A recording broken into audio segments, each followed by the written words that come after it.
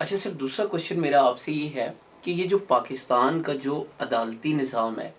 ایک تو یہ اتنا بوسیدہ ہے، اور سمجھ لیں کہ پاکستان کے اندر جو انصاف کے معاملات ہیں وہ اتنے سست ہیں کہ اگر ایک دادا ہے، اس کا اگر کوئی کیس لگا تو ہو سکتا ہے کہ اس کا جو انصاف ہے اس کی زندگی میں نہ ملے، ہو سکتا ہے اس کا مقدمہ اس کا پوتا بھی لڑ رہا ہو سکتا ہے اس سے بھی آگے چلا جائے۔ تو آپ کیا سمجھتے ہیں کہ اس نظام کو کیسے ٹھیک کیا جا سکتا ہے، اور یہ ابھی تک کیوں نہیں ٹھیک کیا گیا؟ سجاد صاحب، بڑا عام ایک یہ بھی آپ کا سوال ہے۔ ایک تو بات جو انصاف کی ہے نا، اس بابت تو میں تائید نہیں کرتا، کیونکہ انصاف کرنا اللہ تعالیٰ کی صفت ہے۔ شاید ان لوگوں کو انصاف جو ہے وہ ڈے آف دی ججمنٹ جن لوگوں کے مسائل ہیں مل ہی جائے۔ دنیا میں ججز صاحبان نے اور عدالتی نظام میں فیصلے کرنے ہوتے ہیں،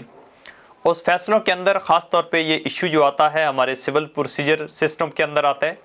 اب آپ سول پروسیجر سسٹم دیکھیں تو وہ 98 کا چل رہا ہے۔ 1908 کا ایک قانون جو آپ کے ملک میں پاکستان بنے ہوئے بھی 75-76 سال ہو چکے ہیں، آپ نے اس ملک میں اپنے نظام کو چینج نہیں کیا۔ آج بھی یہ ہے کہ آپ کسی کو آواز دینے کے لیے، سمن کرنے کے لیے آپ کبوتر کے ساتھ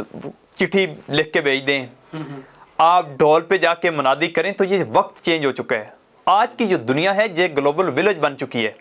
آج تو ضرورت اس امر کی ہے کہ آپ کو وہ تمام روایتی اور پرانے جو سمننگ کا سسٹم ہے ان کو ختم کر کے پاکستان کا جو جوڈیشل سسٹم ہے اتنا جدت اختیار کر کے آئے کہ آپ لوگوں کو تھرو واٹس ایپ، تھرو کال یا ان چیزوں کا جو ریکارڈ ہے اس پہ لے آئیں۔ اور دوسرا شہادت کا بڑا ایشو آتا ہے، جب کیسز کے دوران ڈیلے کیس ہوتے ہیں، بڑے سالوں سال کیس چلتے رہتے ہیں کہ ایویڈنس نہیں ہوتی۔ ایویڈنس کے حوالے سے بھی میرا جو موقف ہے، میں کہتا ہوں کہ باقی دنیا میں جس طرح ہو رہا ہے، آپ سوشل میڈیا پہ اس کی ایک نئی ایپ بنا لیں،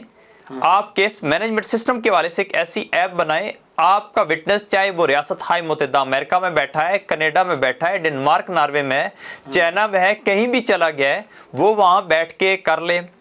اور زمین کے معاملات جو ایک دادا مقدمے کرتا ہے، پوتے کو ملتا ہے، یہ بیسک چیزیں، زمین کی جو تقسیم وغیرہ کے ایشوز ہیں، آنرشپ کے ایشوز ہیں، پوزیشن کے ایشوز ہیں، یہ تو آپ کا ریونیو ڈپارٹمنٹ جو آپ کا پٹواری نظام ابھی تک چل رہا ہے یا آپ کا کمپیوٹر سینٹر، وہ تو ان کو کلیئر کر دینا چاہیے۔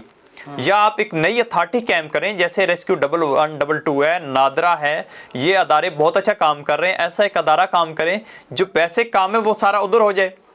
اب عدالتوں کا یہ کام تو نہیں نا کہ ایک ایک خاتونی اور ایک خسرہ اور ان چیزوں کو وہ ڈیٹرمائن کرتے رہیں گے، اور جس کو اس ریونیو کے معاملے میں ایکسپرٹ بھی نہیں ہے، پھر ظاہری بات ہے ڈیلے تو ہوگی۔ اور بدقسمتی سے ہمارا جو پروسیجر سسٹم چل رہا ہے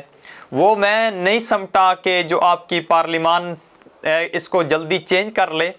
ضرورت اس امر کی ہے سب سے پہلے جو ہمارا بوسیدہ سسٹم ہے اس سسٹم کو ایسا چینج کیا جائے، پھر ایک مدت مقرر کر دی جائے کہ یہ جو آپ کے مقدمات ہیں سول، ان کا نیچے 6 مہینے سال میں فیصلے ہوں گے،